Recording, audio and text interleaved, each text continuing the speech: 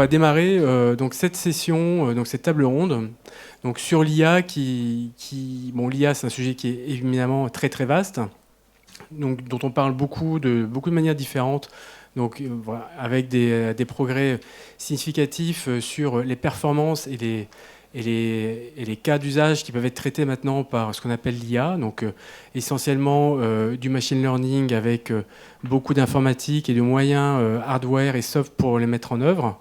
Et donc le sujet de cette table ronde, c'est pas de parler encore des dernières nouveautés ou des modèles énormes, des choses fantastiques qu'ils peuvent accomplir, mais c'est plutôt d'autres questions qui émergent depuis quelques années dans la communauté académique, mais aussi industrielle, sur finalement l'émergence d'autres propriétés, d'autres enjeux qui sont liés à l'IA. Donc c'est pas seulement la performance, ça va pas être seulement finalement minimiser une erreur de prédiction ou réaliser des tâches très complexes.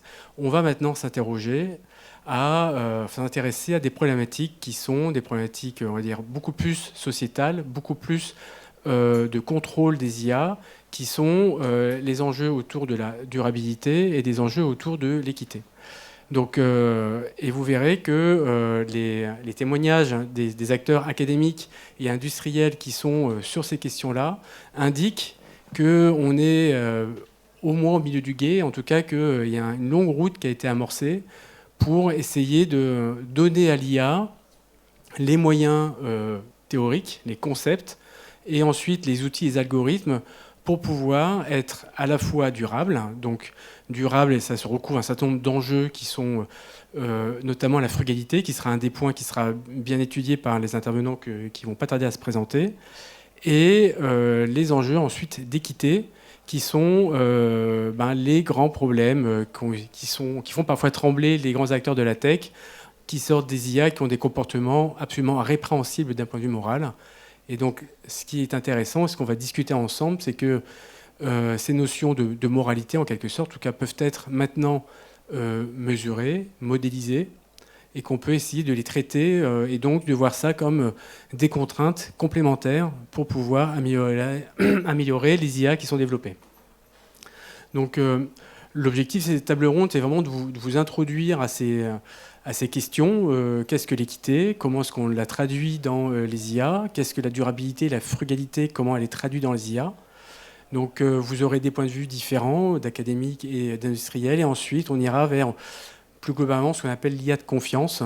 Donc finalement, comment différents concepts, différentes propriétés qu'on attend des IA sont maintenant demandées par les acteurs de la société civile et les acteurs industriels et les académiques qui veulent s'assurer que les choses sont bien faites. Donc peut-être pour continuer cette introduction, je vais proposer un petit tour de table pour permettre aux différents intervenants de se présenter d'où ils viennent et leur sujet de recherche, leurs travaux. Voilà. Peut-être Denis, si tu veux bien. Oui, merci. Alors moi je suis Denis Tristram, je travaille à Grenoble INP et à l'Université Grenoble-Alpes. Je suis un spécialiste d'optimisation combinatoire, une mathématique discrète, et je m'intéresse aux problèmes de, consommation énergétique des équipements digitaux depuis plus d'une dizaine d'années. Je suis titulaire aussi d'une chaire à l'Institut grenoblois d'intelligence artificielle qui étudie le Edge Intelligence, donc les algorithmes d'IA sur composants distribués tout petits. On essaie de faire de l'IA frugale. On aura peut-être l'occasion de caractériser ce que ça veut dire frugal par rapport à soutenable, durable, etc. Et sobre. Enfin, il y a beaucoup de choses comme ça. Bon, je pense que ça va pour l'instant. Bonjour à tous, moi je m'appelle Xavier Fischer, j'ai créé une entreprise il y a 5 ans qui s'appelle Datacalab. On développe des algorithmes en fait à la base pour faire de la détection de personnes, de voitures, de vélos, enfin tout ce que vous pouvez faire à partir de caméras. Et on y reviendra aussi après, on s'est posé beaucoup de questions sur la privacy, le RGPD, comment faire ça bien. Et donc on a été amené à faire du edge computing aussi pour ne jamais stocker les images, ce qui nous a amené en fait à faire pas mal de recherches. Et en fait, Datacalab, on est issu d'un labo de recherche aussi qui est l'ISIR, Institut des systèmes intelligents et robotiques de la Sorbonne à Paris. Et donc on a travaillé pas mal sur la compression de réseaux de neurones pour essayer de minimiser l'empreinte d'un réseau de neurones lorsqu'il tourne, donc en inférence, de façon à faire deux choses.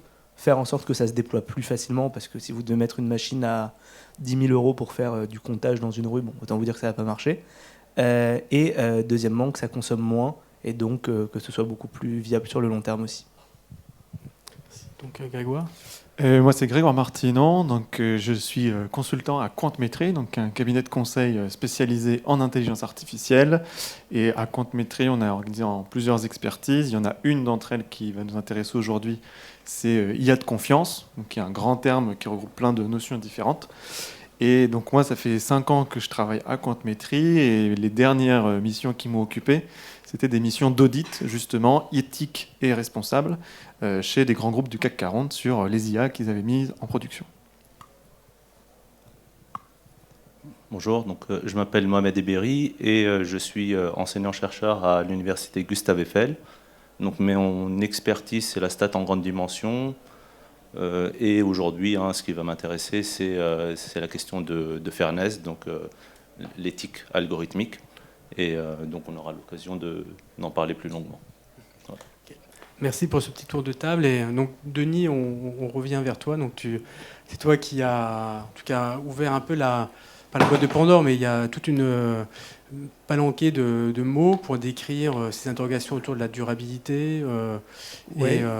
Et donc, si tu pouvais un peu plus les Oui, donc là, détailler. c'est plutôt sur donc l'aspect, disons, lié aux consommations énergétiques et au réchauffement, à la crise climatique, on va dire. C'est un peu ça que... Moi, je m'intéresse aussi aux questions éthiques. Je suis correspondant déontologique de mon université au ministère, en fait, sur les aspects plus déontologiques que éthiques, mais bon.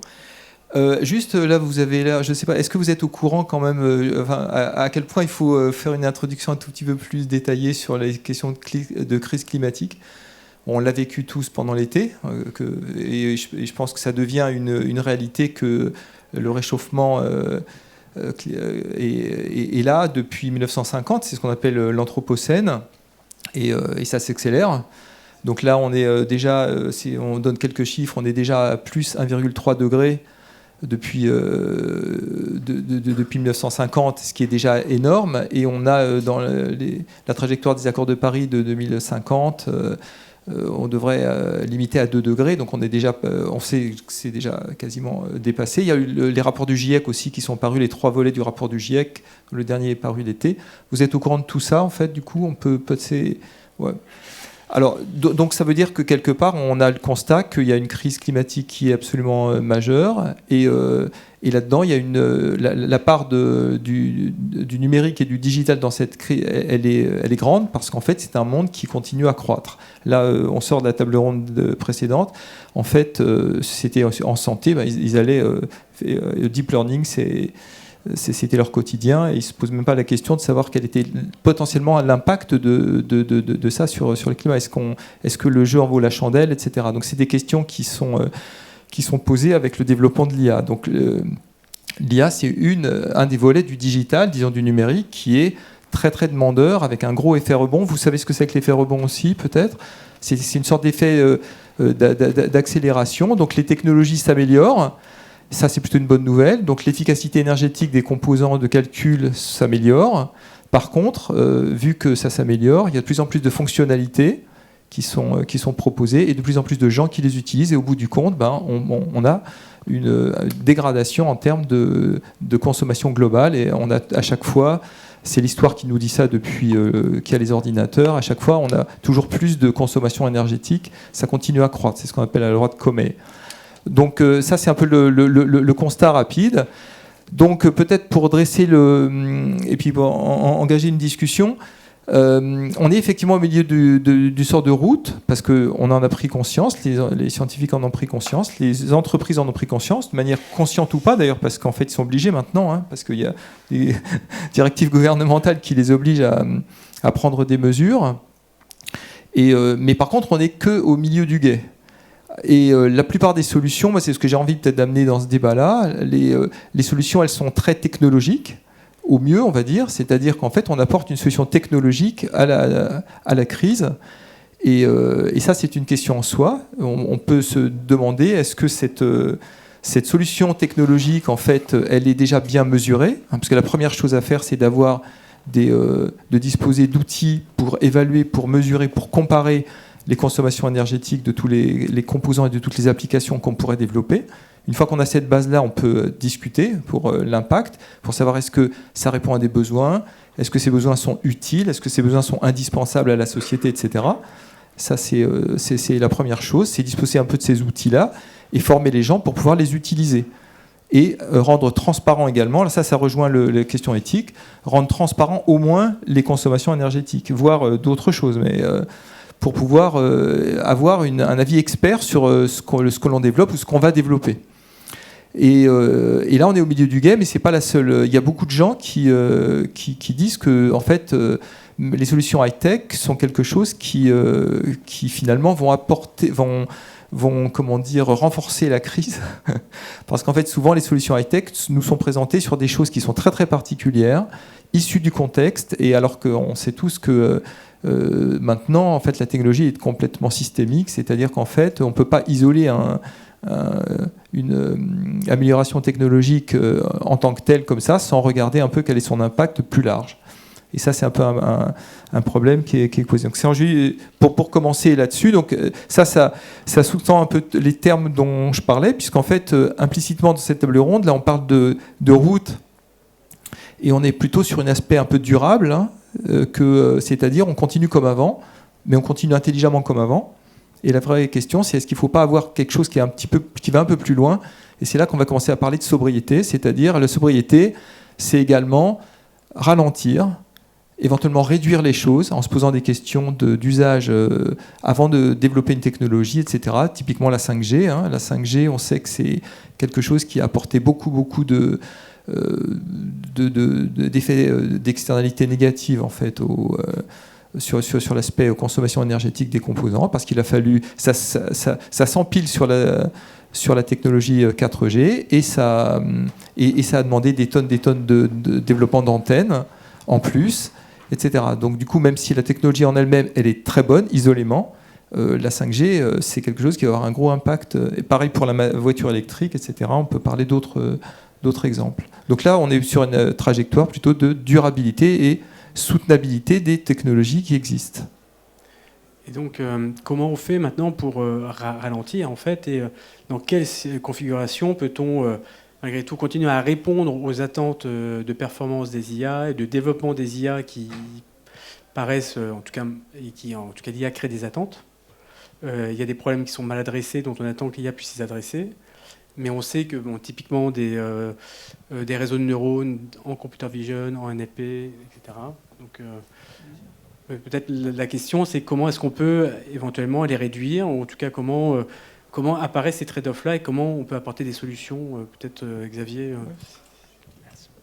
Oui, effectivement, nous on est arrivé exactement au même constat, mais pour un autre sujet qui est la privacy au démarrage. C'est-à-dire qu'en fait, pour revenir sur ce qu'on fait, une seconde et répondre à ta question juste après, quand on traite des images, donc nous en fait on analyse la densité dans les métros, par exemple, pour mettre un métro en plus, etc., quand il y a trop de monde, rajouter des caisses dans les magasins quand il y a trop de monde qui est présent, qui attend, etc. Là on pourrait compter les voitures dans les stations essence, enfin, des choses comme ça. On fait ça avec des caméras. Et donc en fait il y a deux façons de faire. Soit vous traitez les images sur le cloud, donc avec des gros serveurs, soit vous traitez des images directement depuis des caméras. La deuxième version, donc de traiter les images depuis les caméras, ça a le mérite de ne pas stocker les images. Parce qu'en fait quand elles sont envoyées sur internet, vous n'êtes jamais sûr qu'elles ne vont pas sortir, que quelqu'un ne va pas hacker un système quelconque, et donc voir ces images. Donc nous on apprenait depuis le démarrage avec la CNIL avec qui on travaille pas mal, de traiter les images en embarqué pour ne jamais les stocker, pour garantir de la sécurité. Et donc une fois qu'on arrive à la nécessité de l'embarquer, la question, c'est qu'il y a un gros problème aujourd'hui qui est que les réseaux de neurones, qui sont les technologies qui sont derrière, la mode, c'est de faire des transformers, donc des énormes réseaux qui consomment beaucoup. Tandis que le hardware, aujourd'hui, il y a les Nvidia & Co qui sortent leur nouveau GPU, mais il y a aussi des petites puces qui sont présentes dans ces caméras en embarqué, qui ne peuvent pas du tout faire tourner d'IA aujourd'hui parce qu'il n'y a pas de puissance de calcul. Je ne vais pas rentrer dans les détails, mais si vous voulez, aujourd'hui, dans une caméra, si un algorithme ou quelque chose consomme plus de 250 kilobytes de RAM, ça va pas marcher, quoi. Donc en gros, c'est vraiment petit. Et donc, la question qui s'est posée, c'est comment travailler pour faire converger ces deux trucs, quoi. Les réseaux qui vont vers du gros pour avoir de la précision et le hardware qui est déjà existant avec des petites puces. Et donc nous, en fait, ce qu'on a essayé de développer pour essayer de commencer à réduire en fait ce gap entre les réseaux de neurones et Et ce qui peut être déployé sur le hardware, c'est des méthodes pour compresser les réseaux. Et donc, cette compression de réseau, elle s'accompagne de dégradation de performance ou il y a des arbitrages complexes qui apparaissent?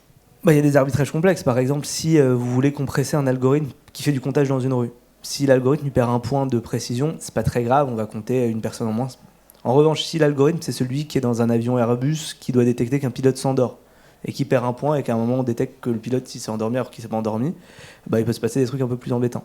Et donc, en fait, il y a une notion de criticité. Et donc, en fait, dans la compression, il y a des techniques qui peuvent plus ou moins garantir, en fait, avec des preuves mathématiques derrière, qu'on ne va pas perdre de précision.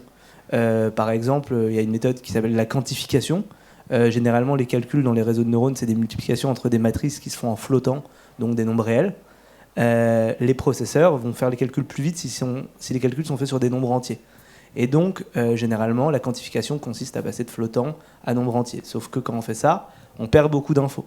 Et donc, la question, c'est comment est-ce qu'on arrive à passer de réel à nombre entier en essayant de garantir que la précision est là. Et c'est tous les sujets sur lesquels le monde commence à travailler pour justement aller en ce sens.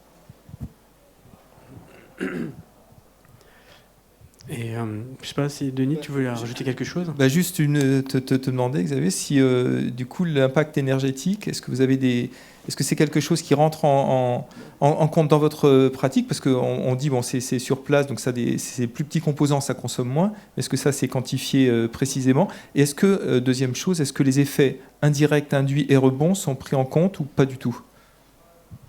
Pour la première et l'impact énergétique, oui. Pour le deuxième, non, dans le sens où on ne fait pas non plus de la recherche sur ça. C'est-à-dire qu'en fait, on va passer d'une caméra, par exemple, pour te donner un exemple, aujourd'hui, 4 caméras, c'est traité par un GPU, donc ça va être à peu près 10 watts. Avec nos systèmes, on passe à un microcontrôleur STM32 qui consomme 100 milliwatts, donc on va diminuer par 15, par 20. Donc oui, on regarde la consommation énergétique parce que c'est ce qui intéresse nos clients. Maintenant, pour la deuxième partie de ta question, on n'en est pas encore là, non. Enfin... Il y a des gens qui cherchent là-dessus, mais nous, on est vraiment dans la recherche de la mise en production aussi, parce que toute la question pour ces recherches-là, c'est de trouver le juste équilibre entre chercher et aussi mettre en production pour faire grossir l'activité qui va en ce sens. Donc, c'est ce qu'on essaie de prôner, quoi.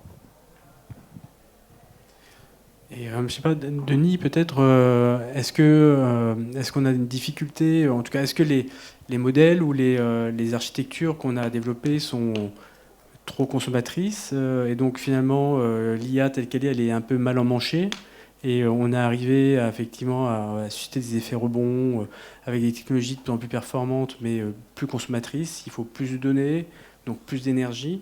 En tout cas, alors là je fais une sorte de parallèle entre le nombre de données et le nombre d'énergie nécessaire. Mais est-ce qu'il n'y a pas d'autres architectures, d'autres hard, d'autres soft?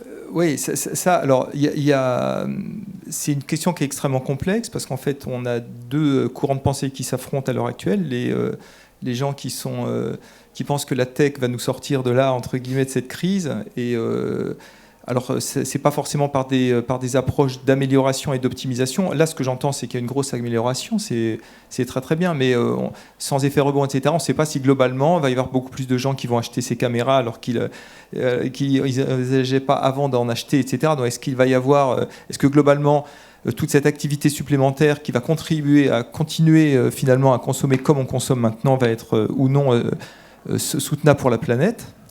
Et puis à l'opposé, il y a les gens qui au contraire prennent un peu conscience de l'enjeu du problème et disent mais là de toute façon ça va pas le faire. Et on a énormément d'étudiants qui sont sur cette ligne-là. Et vous avez entendu parler aussi, j'imagine, de The Big Resignation aux États-Unis. En France, ça s'appelle Bifurcation. Il y a eu un film qui s'appelle Rupture aussi, qui traite de ça, de jeunes centraliens de Nantes qui ont décidé de travailler autrement. Il y a à l'école polytechnique des gens qui ont refusé leur diplôme, à AgroParisTech, à HEC, etc. Ça fait le buzz sur Internet. Et ça veut dire qu'il y a beaucoup de gens, des jeunes en particulier, qui disent mais là on va un peu dans le mur, vous nous proposez un certain modèle, mais en fait on n'a pas besoin spécifiquement de toutes ces imageries, etc. On va essayer plutôt de remettre en cause les usages eux-mêmes et les besoins surtout. Et là, ce courant de pensée-là dit identifions les besoins vitaux, il ne s'agit pas de refuser la tech, mais de dire On fait la tech par rapport aux besoins vitaux, par rapport aux optimisations dont on aurait besoin, on le fait le mieux possible. Et tout le reste, pour l'instant, on l'abandonne, on le met sur le côté, on ralentit, on les regardera un peu plus tard quand, si jamais on trouve une source d'énergie différente, si on trouve d'autres solutions, alors il sera toujours temps de le faire. Mais donc là, on a vraiment ces deux tendances là, à l'heure actuelle qui s'affrontent. Nous, dans mon école d'ingénieur, on a créé un semestre entier à choix. On est pourtant des gens qui diplômons des jeunes en informatique et mathématiques appliquées. Mais en fait, les étudiants peuvent prendre 6 mois de césure avec nous pour faire un projet low-tech, informatique low-tech. Ça peut être n'importe quoi. Ça peut être faire, par exemple, moi j'ai encadré des gens qui faisaient un site web avec des panneaux solaires et sur des Raspberry, donc des petits trucs de tout petits qu'on avait dans les couloirs et qui étaient dans les tiroirs et qui étaient abandonnés depuis bien longtemps. Donc c'est un peu ça l'idée et là ça revient peut-être à des questions peut-être éthiques, justement, des questions une éthique de l'environnement, c'est-à-dire il y a des gens qui pensent qu'on fait un écocide, c'est-à-dire une sorte de génocide climatique, je ne sais pas comment traduire ça, et qu'il faut qu'on y réponde à la hauteur des enjeux. Donc il est clair que pour l'instant, le problème de l'optimisation pure et dure, moi j'y crois plus tellement. J'ai encadré 2 projets ANR, un projet européen là-dessus. Je croyais vraiment, j'y étais la fleur au fusil en me disant on va y arriver, on va faire des orchestrateurs de services très efficaces, low-tech, etc. Mais en fait, même ça a un impact qui est grand. Et maintenant, moi, je suis plutôt sur une trajectoire de ralentissement fort, personnellement. Et ça, c'est parce que je pense que les enjeux sont tels à l'heure actuelle qu'on n'arrivera pas sans vraiment questionner les besoins en amont. Ça, c'est... Ok, donc c'est une super transition pour le second volet. En tout cas, vous voyez bien que la durabilité en fait, s'articule avec une principe pourquoi le fait-on. Donc je me tourne donc vers donc la partie qui est plus équité donc de la table ronde. Et c'est comment cette réflexion sur ce qu'on doit faire et comment ça s'articule, comment IA et équité peuvent s'articuler.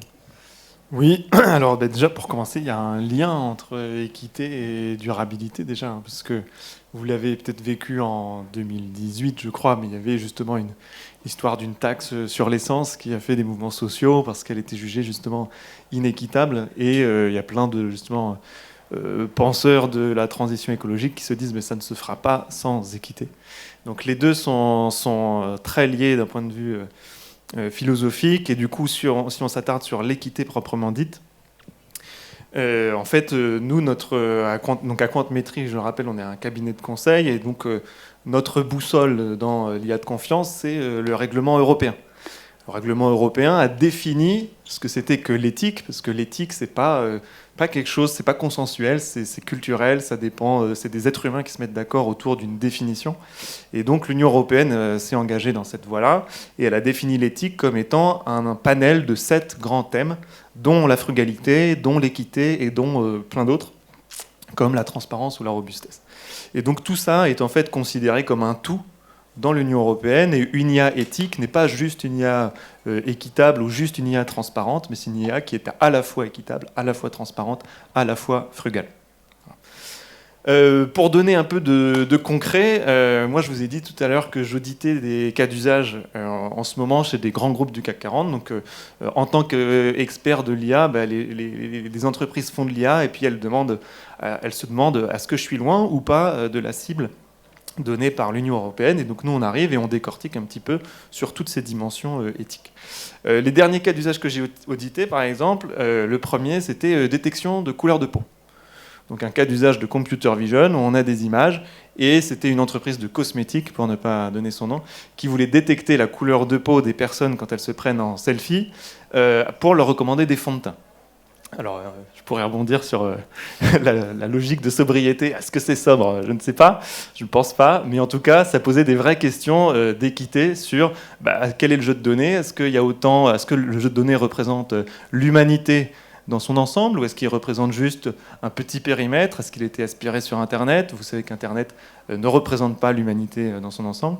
Donc on s'est posé beaucoup de questions de représentativité comme ça, sur les couleurs de peau, sur l'âge aussi. et sur le genre. Il se trouve que dans le jeu de données, il n'y avait que des femmes, bon, c'était des cosmétiques, mais la question se pose aussi pour les hommes. Un deuxième cas d'usage qu'on a traité, c'était traduction automatique. Donc, traduction automatique, je ne vous fais pas le schéma, on en utilise tous au jour le jour, c'est quasiment intégré dans tous nos outils de bureautique, et il se trouve qu'il y a énormément de documents qui sont traduits comme ça, et il se trouve que les traducteurs actuellement sont sacrément biaisés, puisque souvent, ils sont fournis par des grandes entreprises du web, américaines pour ne pas les citer, et qui aspirent toute la donnée d'Internet, qui, comme vous le savez, est majoritairement représentative des hommes et des blancs. Puisque, par exemple, Wikipédia, c'est écrit à 90% par des hommes, et la plupart des internautes ne sont pas africains, ils sont plutôt occidentaux. Donc déjà, quand vous avez cette base culturelle dans Internet et que c'est ça votre jeu d'entraînement, ça pose de sérieuses questions. Et il y a plein d'études et il y a plein de scandales sur... il y a des amalgames qui sont faits par ces algos de traduction qui sont vraiment douteux. Par exemple, quand on passe de l'anglais au français et qu'on dit « he is a doctor » ou « she is a doctor », la traduction c'est « médecin ou infirmière ». Et c'est pas l'inverse. Donc ça en dit long déjà sur la représentation de l'homme et de la femme dans les professions intellectuelles qu'on trouve sur Internet et qui est compilée, cristallisée dans ces algorithmes. Un dernier cas d'usage qui peut sembler anodin, c'était pour une entreprise de télécom. On a parlé de 5G tout à l'heure, donc là aussi il y a des liens. Mais une entreprise de télécom qui justement veut déployer la fibre sur le territoire. Vous avez peut-être un raccordement fibre, un abonnement fibre, vous êtes fait un trou dans votre maison récemment. Mais la question se pose de savoir, vu que c'est quelque chose d'hyper compliqué de raccorder une maison à la fibre, il faut faire des trous dans le sol, il faut tirer des câbles et tout. Il y a plein de raisons pour lesquelles ça peut rater. Et donc l'entreprise en question avait déployé une intelligence artificielle capable d'anticiper les problèmes et de dire, attendez, là on est dans un quartier avec des super gros reliefs, il y a déjà 3 raccordements fibres qui ont échoué dans les dernières semaines, on va peut-être demander un diagnostic supplémentaire. Voilà, c'est à ça que servait l'IA. Eh bien, en fait, ils se sont rendus compte, au début, je leur ai dit, vous avez défini un objectif d'équité, c'est quoi vos groupes sensibles, etc. Ils disent, nous, on est des techniciens, on raccorde des morceaux de câbles, il n'y a pas de sujet. Puis en fait, en creusant un petit peu, on s'est rendu compte qu'ils n'étaient pas très forts sur les dom-toms, par exemple. Et que du coup, l'offre de services de raccordement fibre sur les dom-toms était vachement moins bonne qu'en France métropolitaine. Et du coup, l'accès aux services fibre également. Et donc ça pose des questions d'équité dans le territoire. Donc voilà, donc tout ça pour dire que l'équité, en fait, c'est quelque chose qui est transverse. Il y en a partout, il y en a dans la vie de tous les jours, il y en a dans toutes les applications de machine learning. Et les gens, souvent, les équipes n'y pensent pas, ne savent pas ce que c'est, et démarrent sans objectif au préalable, sans même savoir quels sont les groupes sensibles un peu touchy. Donc la localisation géographique, par exemple, est un énorme proxy de l'ethnie, que ce soit aux États-Unis, en France ou partout. Voilà. Et donc si vous avez un modèle qui n'est pas équitable sur un morceau de territoire, il faut se poser la question de l'équité sur les différentes ethnies. Donc un problème vaste et complexe, et avec des solutions qui sont, pour la plupart, qui font débat, parce qu'en fait l'équité, comme tout à l'heure et comme l'éthique d'une manière générale, c'est pas vraiment une notion strictement scientifique, c'est aussi une notion politique. C'est des êtres humains qui se mettent d'accord autour d'une table et qui disent « moi je pense que l'équité c'est ça et moi je pense que l'équité c'est ça ». Parce qu'en fait, quand on regarde la littérature scientifique sur le domaine, on se rend compte que des définitions de l'équité, il n'y en a pas une, mais il y en a 20, et qu'elles sont contradictoires entre elles, et qu'il y a même des théorèmes d'impossibilité. On ne peut jamais être éthique selon 2 métriques distinctes. Donc voilà pour poser le problème, et puis peut-être que... Mohamed peut compléter, réagir. Oui, donc effectivement, là, ces cas d'usage sont vraiment très importants, et il faut en avoir vu quelques-uns. Par exemple, vraiment, il parlait des traducteurs, mais aller faire une traduction du hongrois vers qui n'a pas de genre, c'est pour ça que je choisis le hongrois, vers le français ou vers l'anglais, vous allez être choqué. Vous pouvez mettre une phrase avec fait à manger, repasse, et intelligent, etc. C'est vraiment ultra biaisé, la femme à la maison et l'homme au travail, quoi. Donc il faut vraiment le voir. C'est choquant. Et donc tout ça, ça fait que la communauté scientifique, mais aussi dans le monde de l'entreprise, on se pose des questions à ce niveau-là, et notre objectif nous déjà, tous d'ailleurs, c'est de poser un modèle, essayer de définir ce qu'est l'éthique algorithmique. Donc nous, c'est au niveau des algorithmes qu'on travaille. Et par exemple, nous, notre travail au niveau de la recherche, c'est potentiellement, on ne se pose pas assez cette question de la loi, qu'est-ce qu'elle dit, etc., qui est très importante, parce que la loi en France, la loi aux États-Unis, la loi dans un autre pays, toutes ces lois-là ne sont pas les mêmes. Et il faut comprendre que, par exemple, pour un pricing au niveau d'une assurance, en France, on peut s'autoriser à utiliser, par exemple, le sexe. Aux États-Unis, dans un certain État, on n'aurait pas le droit. Ou même entre les États aux États-Unis, la législation est très différente. D'accord ? Donc, il y a cette notion de définition de l'éthique qui va être importante, qu'il faut localiser au niveau de la France, par exemple, ou au niveau de l'Europe. Comme tu disais, on a une législation européenne, mais on a également une législation française. Et donc, il faut vraiment regarder de près. Ces choses-là, moi, personnellement, je ne suis pas du tout expert dedans. Et ce qui va m'intéresser, c'est plutôt le côté théorique derrière. Ça veut dire que je vais venir et je vais me poser la question, c'est quoi la notion de fairness qui va m'intéresser ? Je modélise ça mathématiquement et on essaye de construire des algorithmes efficaces pour cette notion de fairness. Il faut comprendre que quand on essaye d'être fairness égale équité, d'accord ? Et donc quand on essaye d'être fair pour un certain problème, on perd en performance. Et tout le jeu qu'on a, c'est de réduire au maximum la perte de performance en forçant cette équité. Donc l'équité, ça peut être par rapport au sexe, par rapport à la couleur de peau, comme tu disais, ou la localisation. Donc on prend des benchmarks qui sont sur Internet, c'est ça notre travail, et on essaye de voir nos performances sur ces choses-là. Donc, à vous entendre parler, il semblerait que on puisse voir les biais, en tout cas être choqué par eux pour le moins. Et donc, après, il y a quand même le pauvre data scientist ou le pauvre mathématicien qui on va dire, bon, écoute, là, mon IA, elle va pas du tout. En tout cas, il y a des choses qu'elle ne doit pas dire. Donc, comment est-ce qu'on fait ? Donc, c'est ce que tu dis, c'est qu'il y a des outils mathématiques. On peut finalement, alors pour peu qu'on soit mis d'accord sur ce qu'était la notion d'équité, donc il y a en fait une modélisation à effectuer. Donc j'ai créé un modèle et je suis capable après de mettre une sorte de patch sur mon modèle d'IA ou donc ça bouge des choses, mais est-ce que ça bouge tout ? Est-ce que c'est utilisé ? Donc en soi c'est assez simple parce que quand on a une variable qui est sensible, par exemple le sexe, on peut s'interroger sur les salaires d'individus qui soient de sexe masculin ou féminin ou autre, et on peut se poser la question, donc on a des distributions de salaires, par exemple, je travaille dans une banque, ou n'importe quoi, et j'ai un salaire qui est X, il y a une femme qui se présente avec le même CV, est-ce qu'elle a le même salaire ? La réponse est probablement non, et donc on a une distribution qui se crée naturellement sur les salaires des femmes et les salaires des hommes. Et en général, il y a un shift où les distributions ne sont pas les mêmes.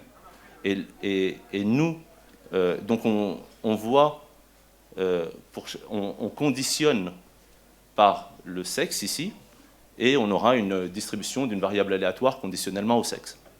Et l'idée, c'est de voir ces deux variables aléatoires et essayer de faire en sorte qu'il n'y ait plus ce problème de biais. Et en fait, vous avez certainement vu donc, des lois de distribution et la meilleure façon une façon, il n'y a pas de meilleure façon, mais une façon de réduire ce biais, c'est de transporter ces deux lois vers un barycentre, par exemple. Et du coup, par la suite, les salaires seront donnés aux candidats selon cette loi qui est une loi qui est fair maintenant. Donc ça, c'est une réponse mathématique à ce problème de fairness, par exemple. C'est une réponse. D'accord. Ouais. Et alors du coup, moi, je compléterai la réponse, parce que c'est vrai que une des questions que les personnes que j'audite me posent souvent, plutôt un problème qui me remonte, c'est que moi, je leur dis, écoutez, est-ce que vous avez regardé la représentativité des données ? Est-ce que, par exemple, vous savez d'où viennent les données ?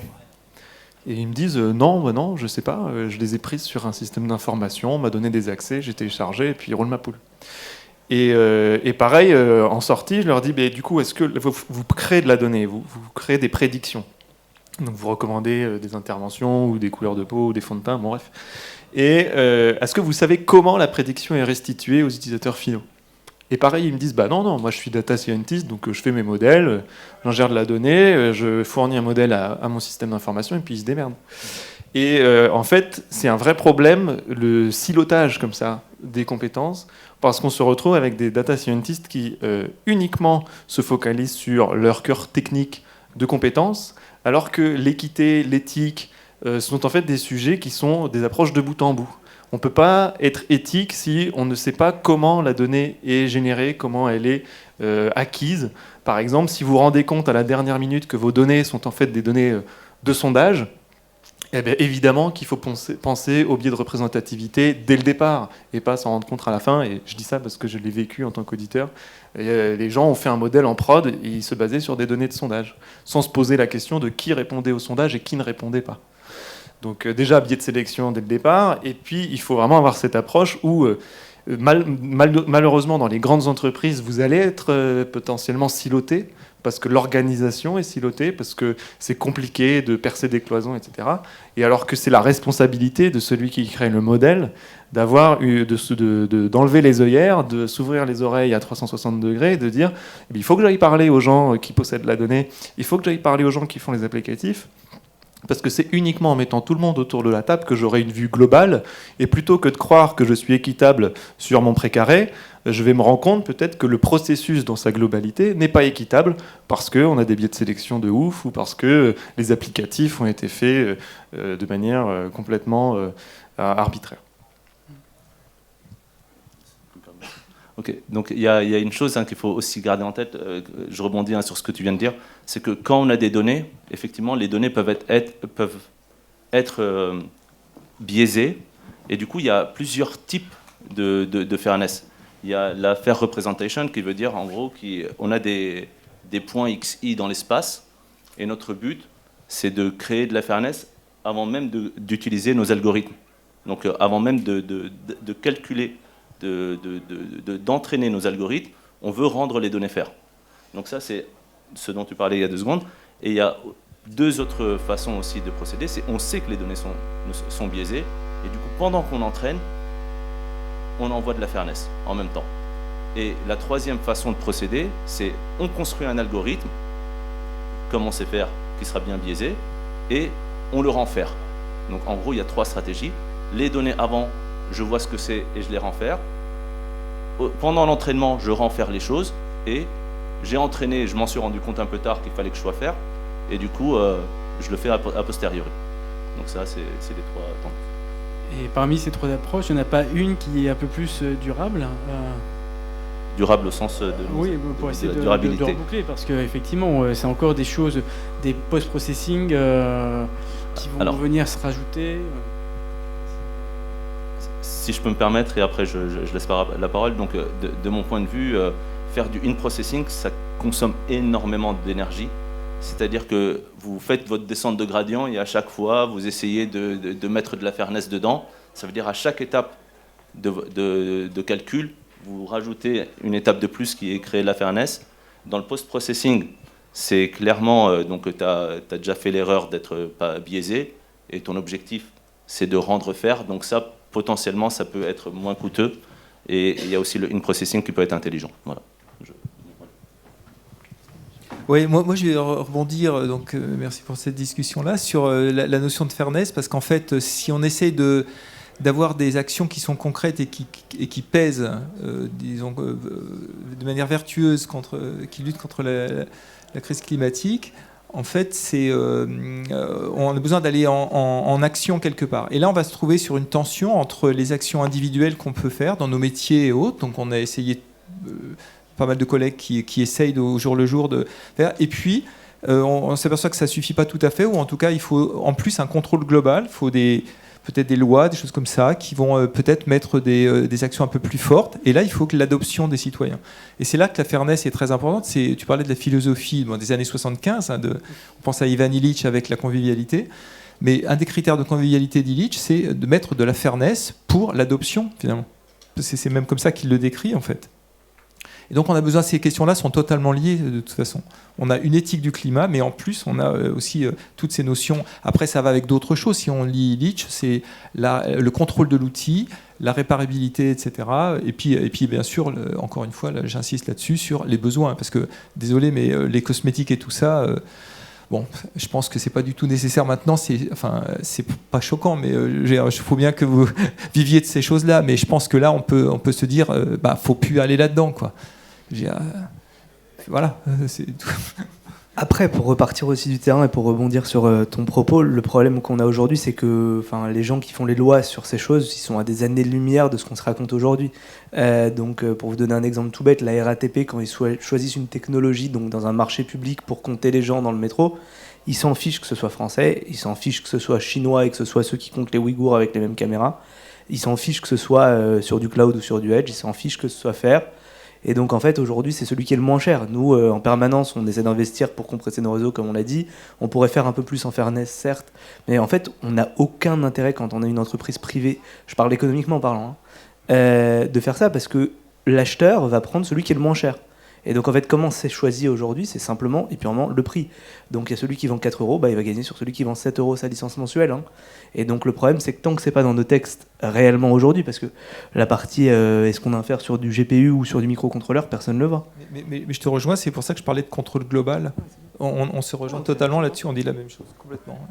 Malheureusement. Enfin, ça vient un petit peu quand même, parce que maintenant, dans le nouveau PIA 4 et tout ça, dans tous les appels d'offres avec les industriels, c'était mené par le ministère de la Transition écologique, il y a quand même un cahier des charges, on doit répondre à est-ce que vous avez une estimation du volume de données que vous pouvez faire avant de déployer une IA en particulier, tout ce qui concerne l'IA, et est-ce que vous avez pensé même aux effets rebonds, c'est dans l'appel d'offres, puisque moi j'ai participé à l'écriture de ces... Alors, c'est vrai qu'on avait proposé des textes qui ont été expurgés. Hein. C'est-à-dire qu'ils n'en ont retenu pas grand-chose, mais au moins, c'est lent, c'est ça le problème. Ah bah c'est ça. Alors moi, je voulais rebondir sur ce que tu disais, parce que je n'arrive pas à quantifier le besoin. Et je ne sais pas quantifier le besoin. Parce que là, tu disais par super exemple dur, la cosmétique. Ouais, c'est super dur parce que, alors j'ai dit tout à l'heure justement parce que c'est une question qui est évidemment très pertinente et très très difficile à traiter, surtout dans un champ disciplinaire comme on est quand même en silo disciplinaire en France. J'ai parlé de besoins vitaux, donc déjà c'est plus facile à et en tout cas, et après on va donc définir. Il y a des gens qui font ça, une sorte de fonction d'utilité, quelque chose comme ça, et de ramener une sorte de métrique qui ramène cette utilité au terme de CO2, enfin de nombre d'opérations qu'on doit faire par watt. Donc on peut, mais ça c'est des mesures, mais c'est pas forcément la bonne manière de répondre, une manière encore très technologique. Mais c'est vraiment un problème ouvert et je pense ce serait vraiment très très très intéressant si on pouvait proposer quelque chose de plus concret. Mais bon, on peut quand même le dire qu'entre quelque chose qui fait les cosmétiques, etc., et puis d'autres applications en santé sur les scanners ou autres, il y a déjà un truc qui est quand même à l'orée du bon sens, quoi.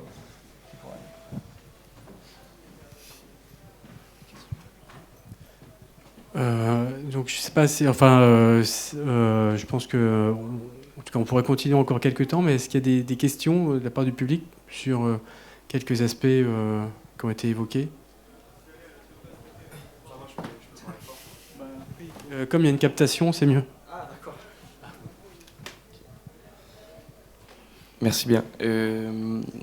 Vous parliez justement de toute cette législation qui a des années-lumière de ce dont vous êtes en train de parler actuellement. Est-ce qu'il y a aujourd'hui des incitations de la part d'entités d'utiliser des modèles ou des outils qui intègrent de la durabilité ou de la fairness dans leur utilité?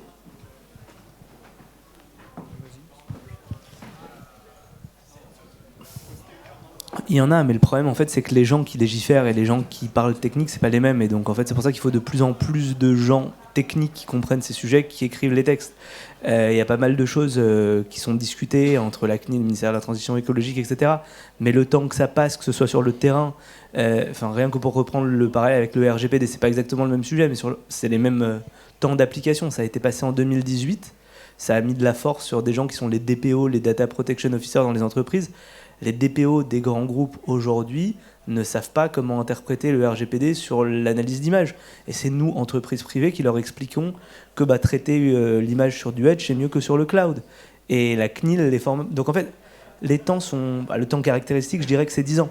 Donc à partir du moment où on a la discussion aujourd'hui maintenant sur l'importance de ça, le temps de mise en production, il est tellement long. Et c'est ça qu'il faut essayer de raccourcir, mais c'est pas simple. Et du coup, sur les outils, c'est vrai qu'en fait, avec l'impulsion de l'Union européenne, on voit qu'il y a une énorme vague en fait, d'outils, pas mal open source notamment, qui émergent, et puis les éditeurs payants s'y mettent aussi, sur mesurer votre empreinte carbone en live, ou mesurer des métriques d'équité, ou ayez des graphes d'explicabilité, etc. Et en fait, les outils, on va dire, ils existent. Par contre, la grande difficulté que les gens ont à comprendre, c'est que l'outil ne suffit pas. Il ne suffit pas d'acheter l'outil équité ou mesure d'empreinte carbone pour être durable, frugal ou pour être équitable. Les gens ont une énorme difficulté à comprendre ça. C'est comme si je vous donnais une pelleteuse mais que je ne mettais pas le conducteur dedans. En fait, ça nécessite une certaine expertise. Et évidemment, les éditeurs vont avoir un discours du style « achetez ma solution et c'est derrière vous ». Mais en fait, c'est beaucoup plus compliqué que ça. Et il ne suffit pas de tracer 3 graphes d'équité dans Dataiku pour être équitable ou pour avoir... et même l'empreinte carbone, comme le disait... j'ai oublié votre nom... Denis, c'est systémique. Donc en fait, c'est pas parce que vous mesurez le temps de calcul sur votre laptop à l'instant T qu'il n'y a pas eu un impact beaucoup plus grand sur le hardware notamment, qui peut compter beaucoup plus. Donc les outils, il y en a, mais il ne faut pas leur donner un pouvoir trop important. Alors il n'y a quand même pas un petit enjeu, parce que là on parle il y a des outils pour faire du durable, pour faire de l'équitable, mais finalement est-ce que... Donc ça c'est pour fabriquer les IA en question. Après, il y a des gens qui vont avoir un intérêt, il faut qu'ils aient un intérêt à utiliser ces IA-là, donc qu'ils aient des mesures d'appréciation, savoir est-ce que j'ai tel niveau de durabilité qui est bon, est-ce que j'ai tel niveau d'équité qui est bon, auquel cas je passe sous les fourches codines de l'Union européenne, donc je peux vendre mon truc. Donc ça, on sent qu'il y a quand même un petit gap, mais après, in fine, il y a quand même un utilisateur lambda qui va devoir utiliser une IA sur son téléphone ou parce que ça fait marrer ou n'importe quoi. Mais lui, donc j'entends qu'il y a un besoin de formation au-delà des outils. Donc il faut aussi former le citoyen. Est-ce que le citoyen est apte à recevoir ça ? En fait, moi je passe maintenant le principal de mon temps à aller rencontrer les citoyens et les associations. Et c'est incroyable ce qui se passe sur le terrain quand même. Donc ça, je pense que ça grossit. Et il y a même des gens qui parlent de majorité de basculement. C'est-à-dire qu'il y a tellement de gens qui commencent à être formés, etc., que je pense que les gens sont capables de restreindre d'eux-mêmes justement les chats et les chiens, regarder des tweets de partout, etc. On a maintenant, dans le grand public, on sait que... c'est pas transparent, ça coûte quelque chose. On peut même effectivement savoir à peu près combien ça coûte, un email, etc. On a l'ADEME, on a quand même des outils, on a en France. Mais là, en fait, on revient au niveau du citoyen. On est passé comme ça en transition, comme ça très molle, des entreprises aux citoyens. En fait, au niveau des entreprises, il y a quelque chose quand même en plus. C'est la primauté de Bercy en France. C'est-à-dire que moi, donc, je suis en contact avec plusieurs ministères sur ces questions-là. Moi, j'appartiens à un collectif qui s'appelle EcoInfo. J'ai été censuré. Non, pas. Donc, c'est ça, voilà, là-dessus, c'était pas possible. Et du coup, ce collectif s'appelle EcoInfo. C'est un GDS, une unité de service du CNRS. Et on a développé des outils de diagnostic, par exemple. Un truc qui s'appelle EcoDiag. Donc, on peut faire une ACV complète. Donc, c'est-à-dire peut tenir compte non uniquement de l'usage. On sait que sur les smartphones, par exemple, c'est 80% de la fabrication sur une durée de vie moyenne de l'équipement de 18 mois à 2 ans où les gens changent. Donc ça, c'est quelque chose qu'on a donné, mais arrive donc...